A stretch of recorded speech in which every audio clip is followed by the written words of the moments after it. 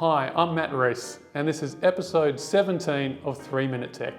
These are the videos where we answer your strategic financial planning questions without all of that technical jargon, using simple, easy to understand language.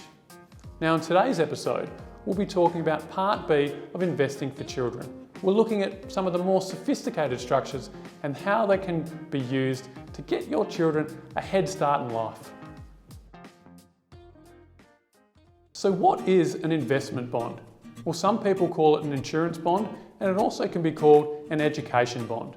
It's effectively a structure where the tax rate is a flat 30%.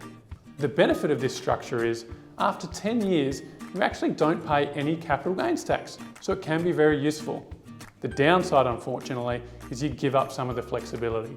You do pay tax when you withdraw the funds prior to that 10-year period, and equally, being able to contribute and withdraw from the structure also comes with its own complications.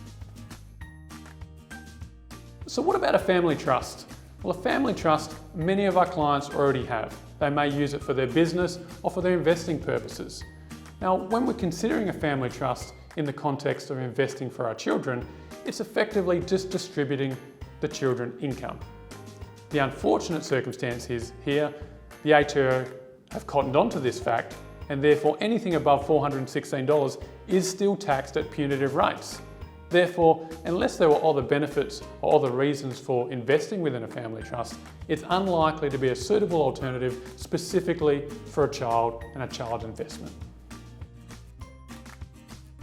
And the last one I want to speak to you about today is superannuation. Well, we know superannuation is a fantastic structure because the maximum tax rate you pay is 15%. So what about the context of using super for investing for a child? Well, the clear benefit is you pay less tax, but the clear downside is you're locking up the capital for up to 60 years, so the child might not be able to receive it until they attain age 60 and retire, or attain age 65. Now, why would anyone do this? Well, the capital access could also be a benefit. You lock up some capital and know that you'll get compounding returns for a long period of time. And the maths don't lie. $10,000 invested at 8% for 60 years is actually over $1 million by the time the child retires. So putting away some funds now can have a huge impact down the track. Okay, so looking at the different structures that we've covered in Part A and Part B for investing for children, let's wrap it up in a case study. We have Luke and we have Kylie, and they've just had their first child, Harper. Now their personal financial position is quite under control, and they want to give Harper a head start in life. They have $5,000 and want to investigate the best structure. Now for them, they may need to withdraw some of the funds, they may contribute more, so they want something with a bit more flexibility.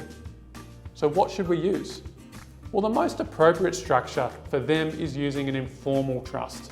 This is because it gives them the ability to both contribute and withdraw as they need. And down the line, if their intention is to provide that to Harper for her 18th or a 21st birthday present, the asset can transition seamlessly to her name without any capital gains tax consequences or considerations. So what have we learnt today? Well, we know investing for children can be a bit more complicated than it seems. There's a vast array of different structures available, and therefore it's important to get it right at the start. There's punitive tax rates to be aware of, but structuring it appropriately can get the best outcome. And we know starting early provides a huge compounding benefit for the children at a later point, whether it's at their retirement using superannuation or much earlier using an investment bond, using an informal trust, or using their name directly.